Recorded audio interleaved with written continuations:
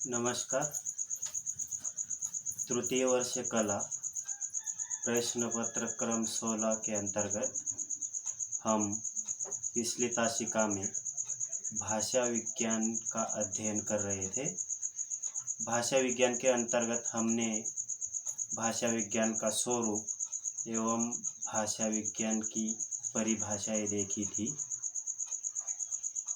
इसमें भारतीय विद्वान एवं पाश्चात्य विद्वान के द्वारा दी गई अलग अलग परिभाषाओं का अध्ययन हमने किया था। इन सभी परिभाषाओं के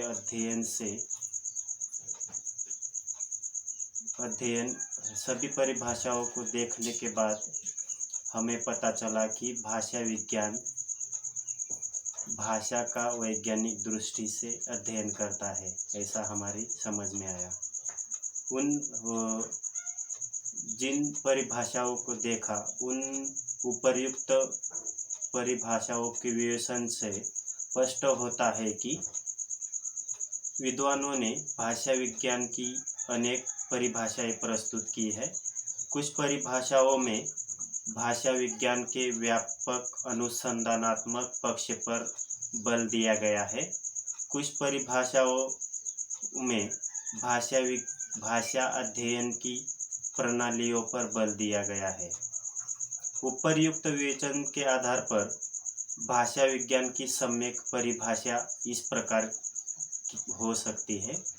भाषा विज्ञान वह है जो मानव भाषाओं का वैज्ञानिक रीति से सम्यक अध्ययन करता है, अर्थात मानव भाषा के वैज्ञानिक क्रमबद्ध और सुसंगठित अध्ययन को भाषा विज्ञान कहते हैं। यानी कि इन सभी परिभाषाओं को देखने के बाद हमें यही पता चलता है कि भाषा विज्ञान एक ऐसा शास्त्र है जिसमें भाषा का वैज्ञानिक पद्धति से अध्ययन विश्लेषण एवं क्रमबद्ध सुसंगठित अध्ययन उसमें किया जाता है। इसके उपरांत हम आज देखेंगे भाषा विज्ञान के अंगों का परिचय देखेंगे। इनमें भाषा विज्ञान के जो अलग अलग अंग है उनका आज हम संक्षेप में अध्ययन करेंगे। इसके उपरांत हम भाषा विज्ञान के अंगों का विस्तार से अलग अलग करके अध्ययन करेंगे। सबसे भाषा विज्ञान के अंतर्गत यह जो अंग है इनका हम परिचय देखते हैं। ज्ञान अखंड तथा अनंत होता है। यानी कि क्या है, ज्ञान जो है वह अनंत एवं अखंड होता है। विज्ञान किसी विशिष्ट विषय का विशिष्ट वैज्ञानिक ज्ञान है। विज्ञान की अध्ययन की सुविधा की दृष्टि से अनेक विभाग किए जाते हैं। भाषा विज्ञान के अध्ययन के विभाग आसानी से किए जा सकते हैं। भाषा विज्ञान का संबंध विशेष रूप से भाषा से होता है, अतः इसमें भाषा से संबंधित सभी बातों पर विशेष रूप से विचार किया जाता है एवं उसमें विश्लेषण किया जाता है। भाषा का विश्लेषण करते समय हमें अलग अलग वाक्य मिलते हैं। वाक्य को छोटे छोटे स्वतंत्र टुकड़ों में विभाजित करने पर हमें पद या रूप मिलते हैं। पद का विभाजन करने पर स्वतंत्र रूप शब्द मिलते हैं।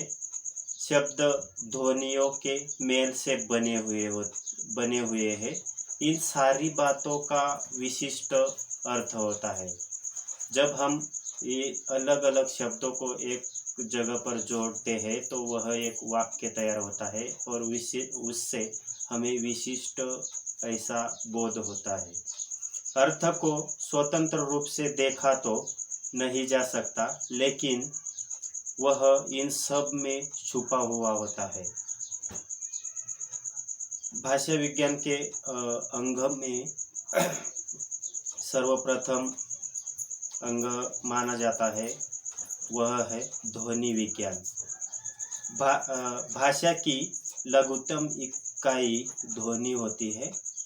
यह भाषा विज्ञान का नीरस, क्लिष्ट लेकिन अपेक्षाकृत अधिक महत्वपूर्ण विभाग माना जाता है। ध्वनि विज्ञान में ध्वनियों का अध्ययन किया जाता है। ये ध्वनियाँ वाक् ध्वनियाँ होती है। ध्वनि विज्ञान में ध्वनि की निर्मिति किस प्रकार होती है, ध्वनि यंत्र के अवयव कौन कौन से हैं, ध्वनि उत्पत्ति से क्या तात्पर्य, ध्वनि व्युत्पत्ति में क्या कार्य करते हैं आदि सभी बातों की जानकारी ध्वनि विज्ञान के अंतर्गत की जाती है। ध्वनि निर्मिति में जो महत्वपूर्ण अंग माने जाते हैं, यानी कि हमारे मुख विवर में जो कुछ भी अलग अलग अंग है उनके द्वारा ध्वनियों की निर्मिति होती है। उसमें ध्वनि निर्मिति में महत्वपूर्ण क्या क्या बातें हैं वो देखते हैं। जिह्वा, ओठ, दांत, तालु, कौवा, कंठ, स्वर तंत्रिया, मुख विवर, नासिका आदि की सहायता कैसे प्राप्त होती है, इन सभी बातों का इसमें ध्यान रखा जाता है। ध्वनि गुण क्या है, ध्वनियों का वर्गीकरण किस आधार पर किया जाता है, ध्वनि परिवर्तन के कारण कौन से हैं, ध्वनि परिवर्तन में परिणाम कौन से निकलते हैं और नियम कौन कौन से होते हैं आदि ध्वनियों के संबंध अनेक प्रश्नों पर ध्वनि विज्ञान के अंतर्गत चर्चा की जाती है। भाषा परिवर्तनशील होती है और इस परिवर्तनशीलता का प्रमुख स्तर जो होता है वह ध्वनि होता है। ध्वनियों का परिवर्तन किस दिशा में होता है, ध्वनि परिवर्तन के कारण क्या है आदि बातों की ओर भी ध्वनि विज्ञान विशेष रूप से ध्यान देता है। ध्वनि विज्ञान के दो प्रकार होते हैं। एक, इस विभाग में ध्वनि निर्मिति से संबंध, अवयव आदि, ध्वनि श्रवण आदि का अध्ययन किया जाता है। दूसरे भाग में इसमें ध्वनि परिवर्तन या ध्वनि विकास, उसके कारण और दिशाओं पर विचार किया जाता है।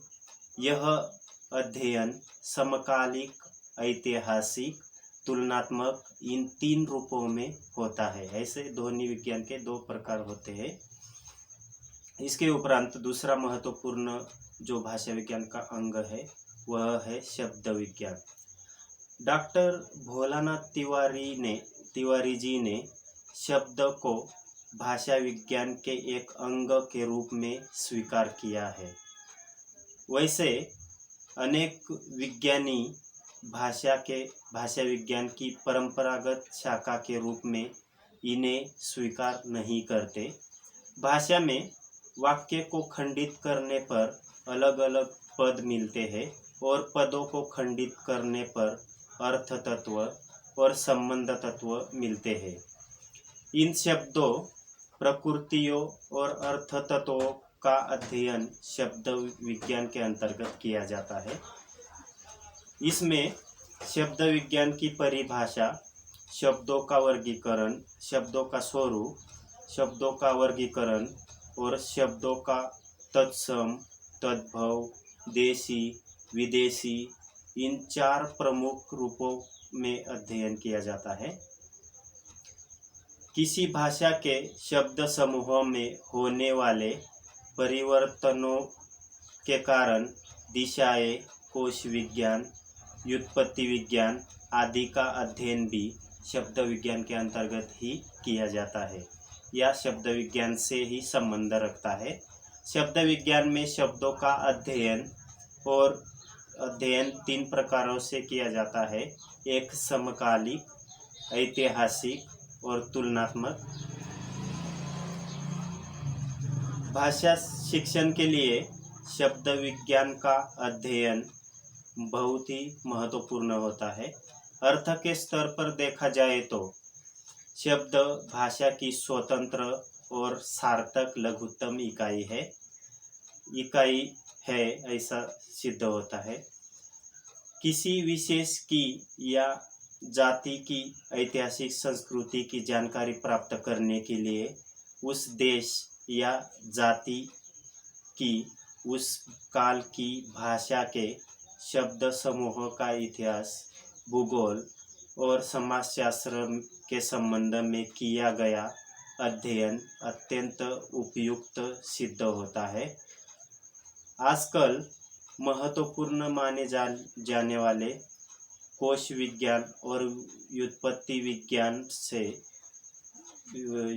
विज्ञान ये वास्तव में शब्द विज्ञान के ही महत्वपूर्ण अंग माने जाते हैं। इसके उपरांत तीसरा जो भाषा विज्ञान का अंग है वह है पद विज्ञान। इसके लिए पद विज्ञान के लिए दूसरा प्रचलित नाम रूप विज्ञान है। वाक्य को खंडित करने पर पद या रूप मिलते हैं। वाक्य सिर्फ शब्दों से ही नहीं बनता। वाक्य में जब हम शब्दों का प्रयोग करते हैं तो शब्द न रहकर पद या रूप बन जाते हैं। भाषा विज्ञान की शब्दावली में वाक्य में होने वाले शब्दों को अर्थ तत्व या प्रकृति कहते हैं और उसके जुड़े हुए प्रत्यय संबंध तत्व और या प्रकृति में प्रत्यय या शब्द में विभक्ति जुड़ जाने पर वाक्य में प्रयुक्त होने योग्य रूप बनता है, उसे पद या रूप कहते हैं। इसका एक उदाहरण देखेंगे। शिवाजी ने अफजल खान को मारा, ये 3 रूप पद है। इन पदों में शिवाजी, अफजल खान और मार ये शब्द अर्थ तत्व है और न, को, ना ये प्रत्यय या संबंध तत्व माने जाते हैं। पद विज्ञान में पदों के रूप और निर्माण का विवेचन मुख्य रूप से किया जाता है। कोश में मिलने वाले शब्दों को वाक्य में प्रयोग करते समय कोश में मिलने वाले शब्दों को वाक्य में प्रयोग करते समय बदलना पड़ता है। शब्द का सामान्य रूप बनाया जाता है, उसमें प्रत्यय जोड़े जाते हैं। उदाहरणार्थ बच्चा, बच्चे प्लस को, बच्चों प्लस ने, बच्चे, बच्ची ये विभिन्न रूप पद बनते हैं। पद विज्ञान के द्वारा हम इन बातों को जानते हैं। शब्दों और धातुओं की सहायता से रूप रचना कैसी होती है। पद बनाने के लिए शब्द किस प्रकार प्रत्यय जोड़े जाते हैं। पदों के द्वारा लिंग, वचन, काल, अर्थ आदि सूचित करने के लिए कौन कौन से काम लिए जाते हैं। पद रचना में परिवर्तन के कारण और दिशाएं कौन कौन सी होती है, इन सभी बातों का अध्ययन पद विज्ञान के अंतर्गत किया जाता है। आज इस तासिका में बस इतना ही। बाकी आगे के जो अंग है वह हम अगली तासिका में देखेंगे। तब तक के लिए नमस्कार।